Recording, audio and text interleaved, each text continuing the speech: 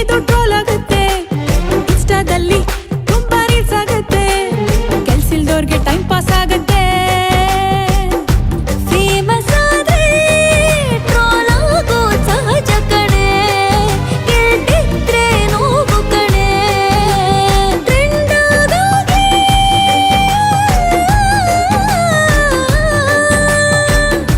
Likes ಬರ್ಲಿ, ಇನ್ನು ಜಾಸ್ತಿ ಶೇರ್ ಆಗ್ಲಿ, ಇದು ಅವನಿಗೂ ರೀಚ್ ಆಗ್ಲಿ.